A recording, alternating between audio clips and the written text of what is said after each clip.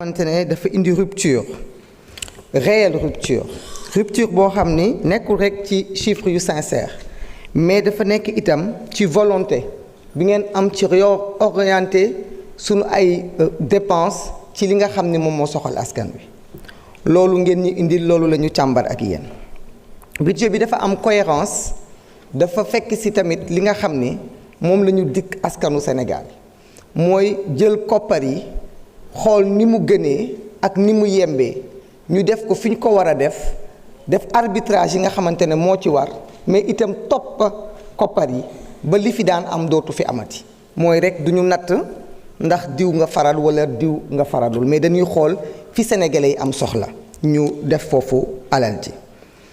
may wax itam ni budget bi nga ñu présenté te ci considération générale yi ñu di ko wax waxtaan nañ ci ak yow xëy na am na sax lu nu bëgg nga dolli ko mais dinaa wax askanu Sénégal ni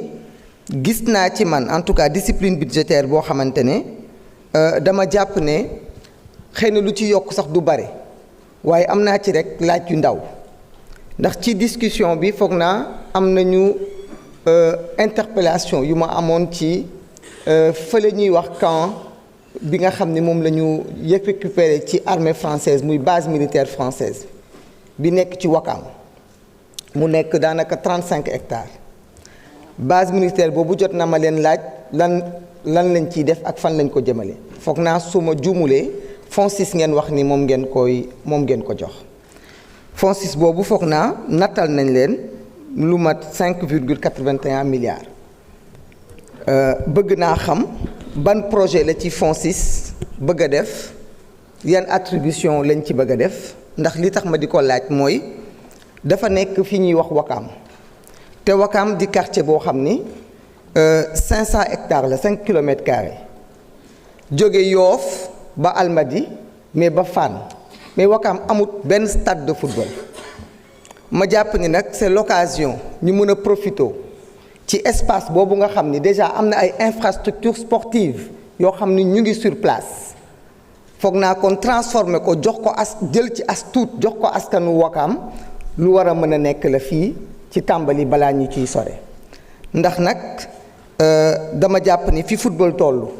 dama jàpp ni fi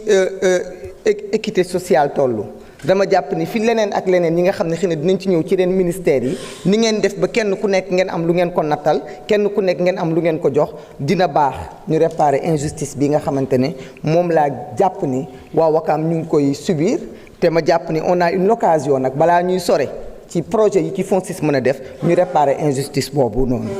Monsieur le ministre budget bi dinaa ko voter ndax budget bi dafa sincère mais dafa jub te jàpp naa ni Elimane Njëwriñ ñi wax na fii démb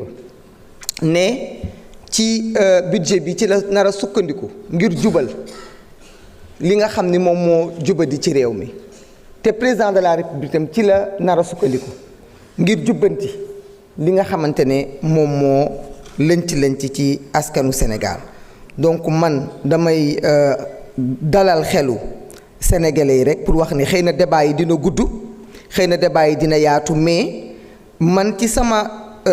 jàngat ci li ma jot a dégg ak yéen ci travaux yi ngeen ñu indil gis naa ni bu nekkee souveraineté yéen a ngi ci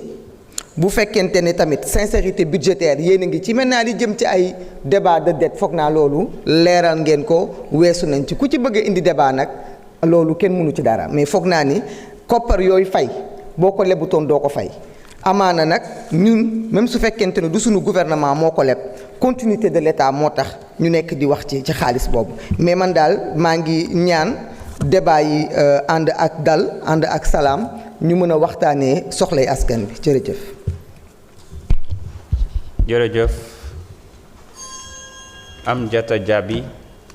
vous avez la parole. Awa Seck se prépare.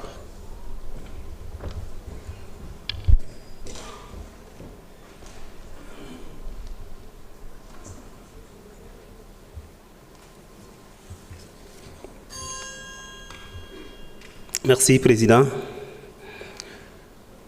Monsieur le ministre ainsi que vos collaborateurs, chers députés, à l'occasion de l'examen des considérations général, je souhaite attirer l'attention du gouvernement sur les enjeux essentiels pour nos populations. Monsieur le ministre, je prends la parole pour rappeler les difficultés persistantes du département de Saraya.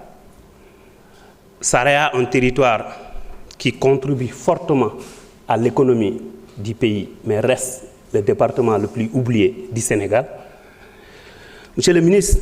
l'état des routes du département de Saraya, notamment Saraya Sayansoutou, Bembou Sabodala, Bransan, plonge des villages entiers dans l'isolement. Cet enclavement empêche ou freine même, je dirais, l'économie du département de Saraya, empêche l'évacuation des malades. Et d'ailleurs, cette année, dans le Sirimana, nous avons enregistré 2 morts. Ces 2 jeunes sont morts parce qu'on ne pouvait pas les évacuer. Et vu l'état des routes de Sirimana, vous avez tous vu au niveau des réseaux sociaux le pont de Khosanto, je dirais même la route de l'or, c'est-à-dire la route Bembou, Khosanto, Sabodala, Bransan, qui est impraticable pendant l'hivernage, non seulement, mais des villages aussi ont demandé à leurs fidèles, tels que Saroudia ou Missira Dantila, de ne pas venir aux cérémonies de Ziara annuelles parce que l'état des routes n'est pas bon. Monsieur le ministre, trop de localités vivent encore sans lumière. L'accès à l'électricité n'est pas un luxe. C'est une condition de développement. Saraya a besoin d'une accélération réelle de l'électrification rurale. En 2025, certains villages n'ont toujours ni réseau mobile, ni Internet. Cela pénalise les élèves, les services publics, les entreprises. Il est urgent de renforcer la connectivité du département. Dans plusieurs communes, l'eau potable reste un défi quotidien. Je demande la réhabilitation des forages, la construction de nouveaux ouvrages et un plan d'urgence pour garantir l'accès à l'eau à toutes les familles. Monsieur le ministre,